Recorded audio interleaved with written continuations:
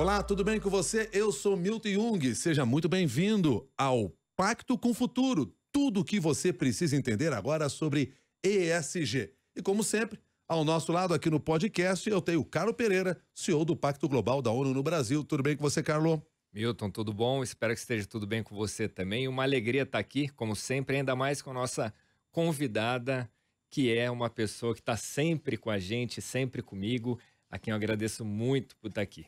Rachel Maia, presidente do Conselho do Pacto Global da ONU no Brasil e presidente da RM Consulting.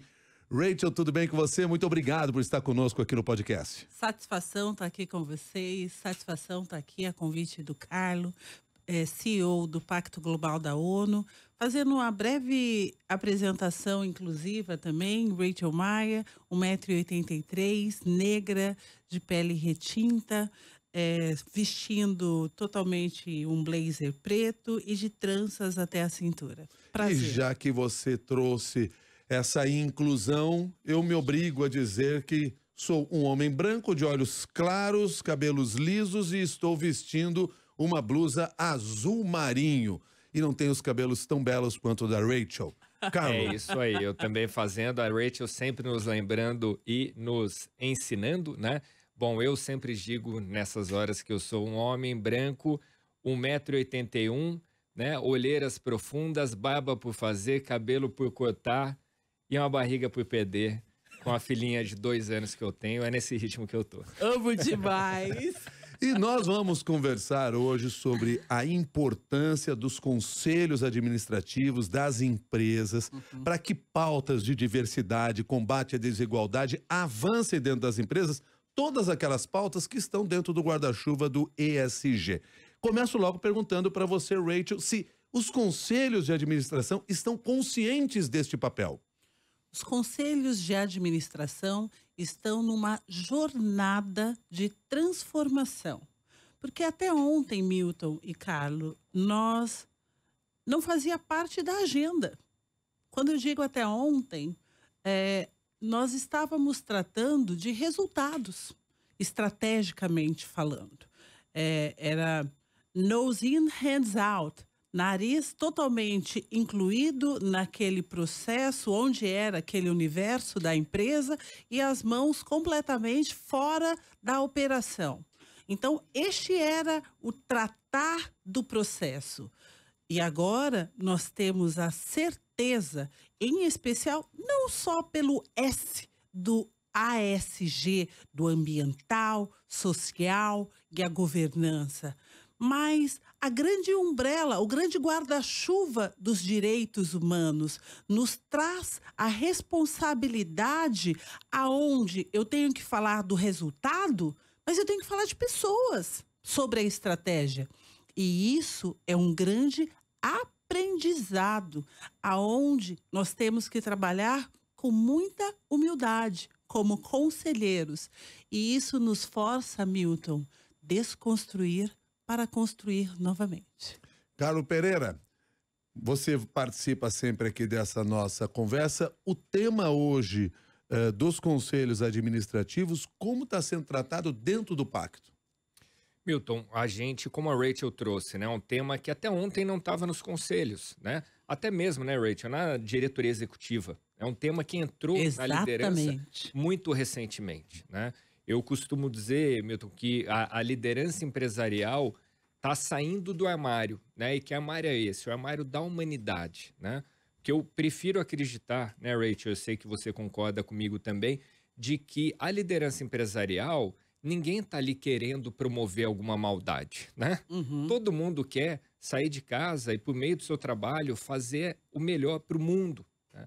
Mas isso estava fora, né? Por quê? Porque tinha essa questão de como a Rachel falou, do foco exclusivo no retorno financeiro, que tem que ter, né? É uma empresa, tem que ter. Mas que precisa também, a empresa, ela tem uma ação, ela tem ali um papel social que é muito maior. Empresa, historicamente, ela nasceu para resolver um problema, né? Então, o que o Pacto vem fazendo é chamando cada vez mais a liderança empresarial para essa discussão e sendo um espaço, Milton, e a Rachel puxa muito isso, a gente sendo nossa presidente do conselho, sendo um espaço para que essas pessoas possam vir e dialogar sobre esses temas que muitas vezes elas acabam ficando solitárias nessas posições. Carlos foi perfeito. Falar do universo empresarial e seus vários segmentos é trazer a sensibilidade. Eu vou insistir muito na questão dos direitos humanos, falar de pessoas,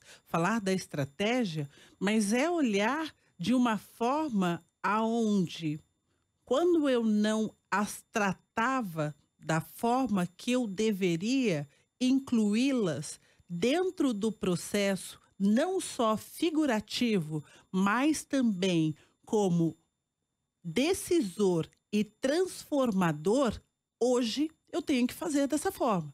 Caso contrário, a minha empresa corre o risco, não hoje, mas amanhã, de ficar fora do jogo. E eu estou aqui pensando o seguinte, a formação desse conselho, porque não adianta ter o tema da diversidade se o conselho não for diverso, Rachel. Não é só diversidade, é pluralidade, e você está corretíssimo, é pluralidade de pensamento, é pluralidade de ideias, é pluralidade de formação, é pluralidade não necessariamente só vindo das melhores universidades e faculdades e afins, que eu vou trazer a melhor estratégia para aquela empresa. Muitas vezes eu preciso daquele ser que está lá na ponta, na periferia, para entender como aquele povo quer ser tratado. E aquilo muitas vezes não está na estratégia. E aí eu não atinjo aquele consumidor. Isso é pluralidade. Isso é trazer para a estratégia. Isso é o ponto de convergência da inovação.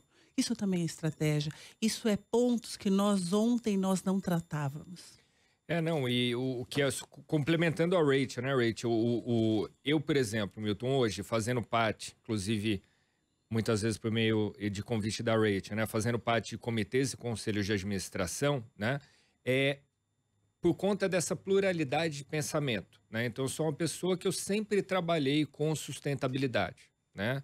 E isso precisa nos conselhos e comitês, né? Diferente da Rachel. A Rachel, porque está lá? Porque foi uma CEO de sucesso, né?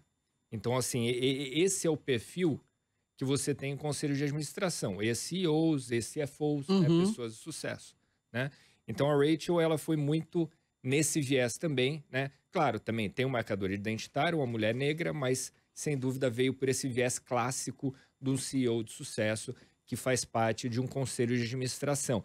Mas cada vez mais você tem jovens, você tem pessoas que têm o perfil de histórico profissional, por exemplo, bastante diferente do que a gente vê, até hoje a gente vê, né? Esse movimento é agora, né, Rachel? Essa transformação está acontecendo agora, né? A Rachel queria falar sobre isso? Eu acho que é muito importante essa sensibilidade que o Carlo traz dentro dos comitês, né? Esse comitê que assessora o conselho e que tem a profundidade, que traz de uma forma aonde muitas vezes o conselho não tem esta profundidade, e dentro dos comitês eles têm essa profundidade.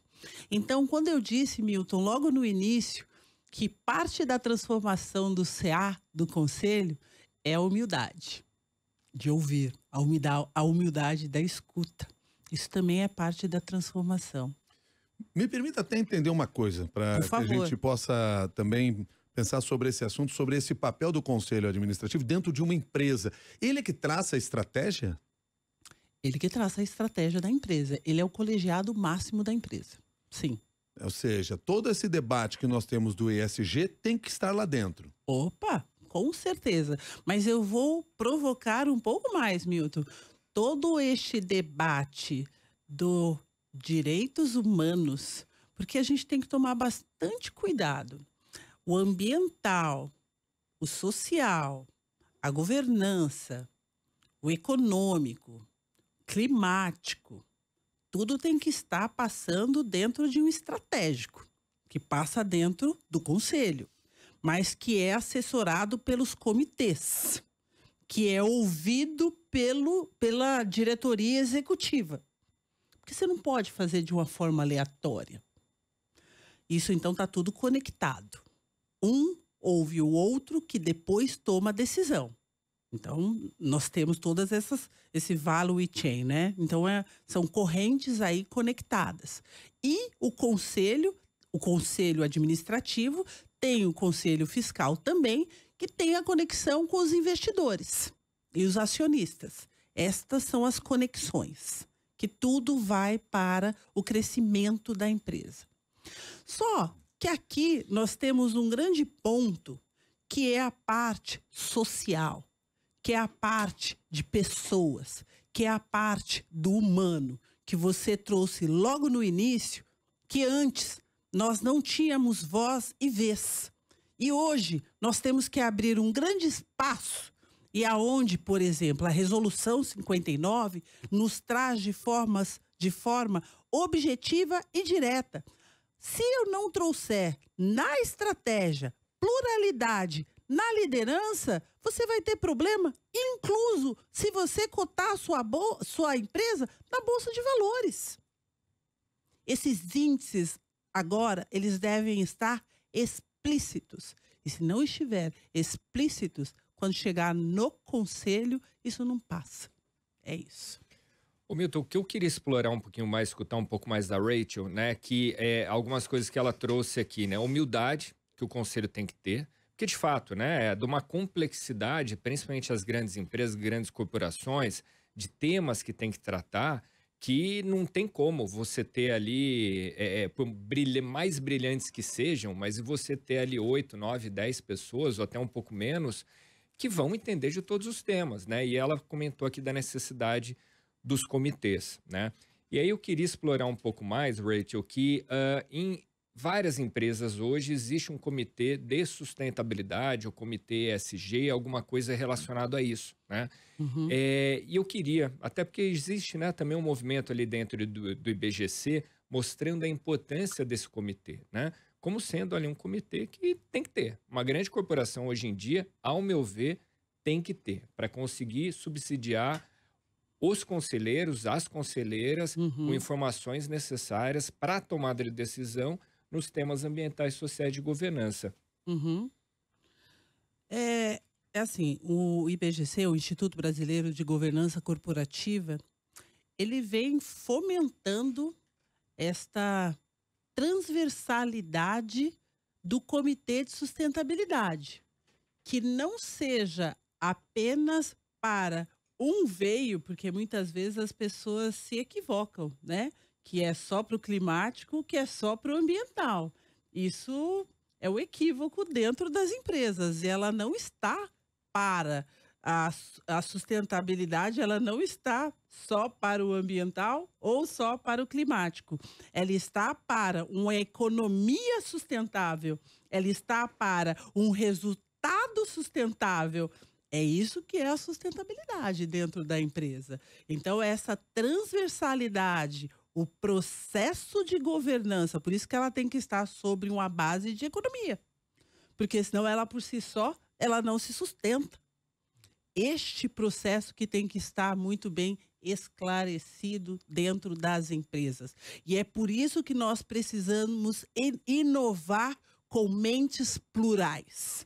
Porque senão fica o mesmo pensamento. Fica exatamente dessa forma, né, Carlos? De forma equivocada. Pensar que a sustentabilidade ela está só para o climático ou para o ambiental. E não está. Ela está para um resultado sustentável. E por isso, sim, Milton, que eu quero a pluralidade. Eu desejo e luto para tal. Eu quero muito mais mulheres nos conselhos. Eu quero muito mais negros nos conselhos. Eu quero muito mais pessoas com deficiência no conselho. Eu quero essas pessoas que trazem oportunidade e que trazem inovação para que nós possamos, sim, atingir esta inovação tão desejada. Eu já conheci, pelo histórico, de escolas que preparam mulheres para conselhos. Nós temos escolas que preparam, ou espaços que preparam estas pessoas todas diversas para que ocupem seus espaços no conselho, até para que eles não sejam tomados por aquela máquina, porque você vai para uma mesa que certamente ela é muito mais ocupada por homens e brancos e engravatados do que propriamente diversos, como a gente busca. Eu adoro essa sua provocação, Milton. Exatamente. E esta pergunta tem que vir de aliados com teu perfil. Porque eu vou pedir para que você faça a sua autodescrição de novo, Milton, por favor. Eu sou um homem branco, de olhos azuis, cabelo loiro. Exatamente. Ouvintes, esta é uma autodescrição de um aliado. Mas ele acabou de perguntar para mim como que nós podemos trazer mais plurais, com formação, com ações afirmativas. Então, por exemplo, o IBGC, né, que é o Instituto Brasileiro de Governança Corporativa, está com a segunda turma focada para negros. São Paulo também estava com a turma focada para pluralidade. E assim por diante. A Dom Cabral, idem.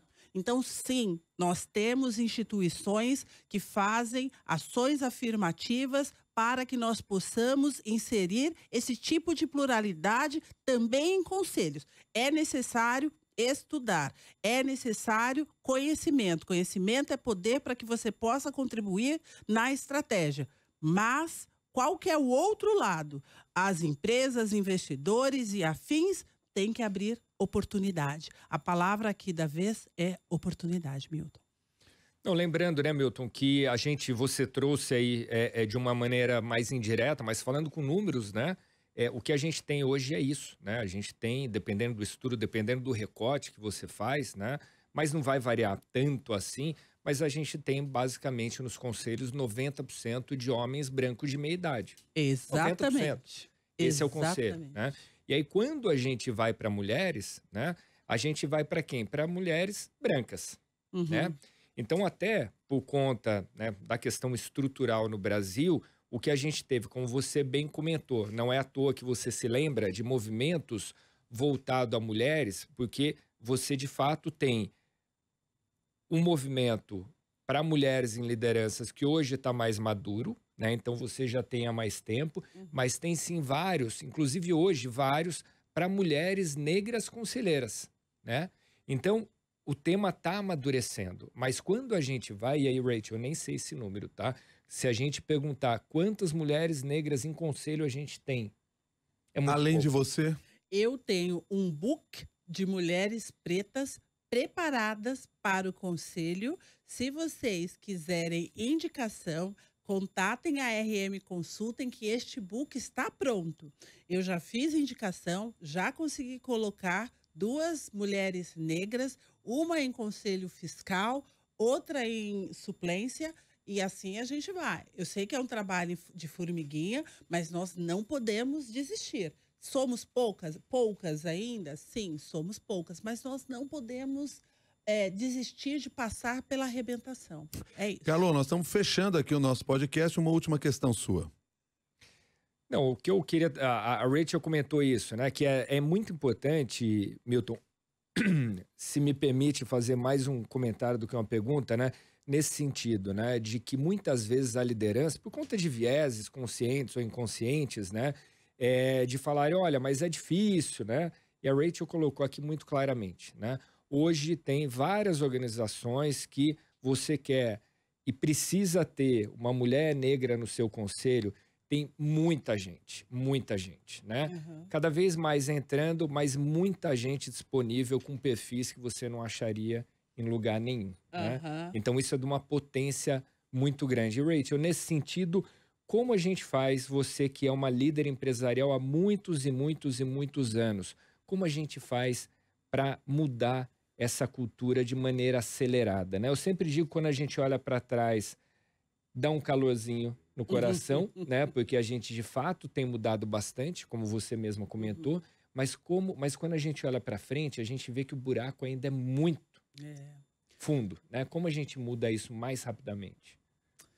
Eu acho que, desculpa, eu vou insistir com a palavra, mas com humildade, impacte, criando oportunidade e cuidado com o julgo, né? Porque quando a gente tem muita experiência e aí nós criamos oportunidade, E aí a gente abre essa oportunidade, traz e vê que aquele speech não está igual ao seu ou igual àquilo que você espera.